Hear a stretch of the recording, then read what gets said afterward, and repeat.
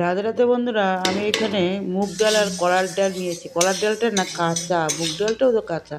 আমি এটাকে ভেজে নিচ্ছি ভালো করে। এটা আমি কাঁঠাল দিয়ে রান্না করি। এরকম লাল লাল হয়ে যাচ্ছে। এখন আমি জল ঢালছি। এটাকে ভালো করে ধুয়ে নেব, অনেক পাউডার থাকে তো, সেটা ভালো করে ধুয়ে নিয়ে এলাম। এখন আমি জল ঢেলে দেবো। এটা আবার প্রেশারে দিয়ে দেবো। আমি কাঁঠালটাকে ডুমো ডুমো করে কেটে নিচ্ছি। বড় একটা কাঁঠাল নিয়ে আসছে বাজার থেকে। এই কাঁঠালটাকে এখন আমি কাটবো। দেখুন কত অনেক সুন্দর আছে কাঁঠালটা, বড় বড় বীজ হয়েছে। আমি বটি দিয়ে কেটে নিচ্ছি, ডুমো ডুমো করে কেটে নেব।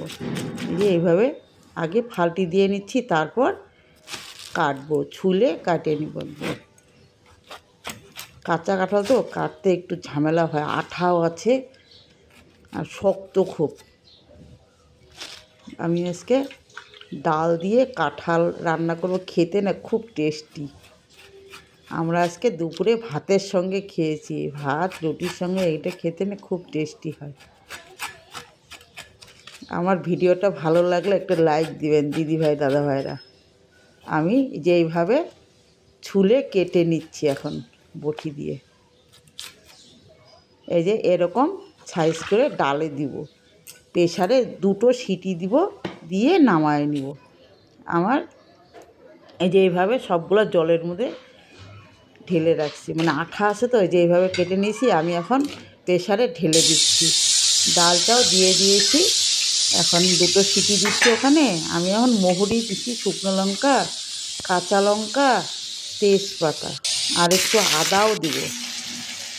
এই কাঁচা লঙ্কাও দিয়েছি, একটু আদা বাটা দিয়েছি, আর হলুদটা দিয়ে দিলাম, নুন দিয়েছি। নুনটা তো ডালের সঙ্গে দিয়েছি।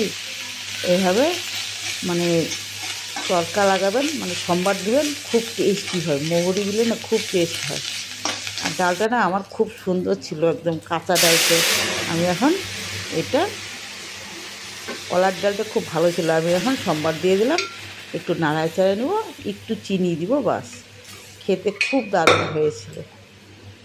আপনারা বানিয়ে খেয়ে দেখবেন, তারপর একটু কমেন্ট করে বলেন দিদিভাই দাদাভাইরা। না করলে তো বুঝতেই পারবো না যে আমার রান্নাটা কীরকম হয়েছে। আমার রান্নাটা হয়ে গিয়েছে। এখন আমি মানে একটু ফুটে উঠলেই নামায় নিব। এখন ওই যে একটু চিনি দিলাম, বাস। চিনি দিয়ে আমি এখন চিনিটা গলা অবধি বাস নামায় নিব। খেতে দারুণ টেস্টি আমার ডালটা হয়েছে। আমি এখন নামায় নিয়েছি।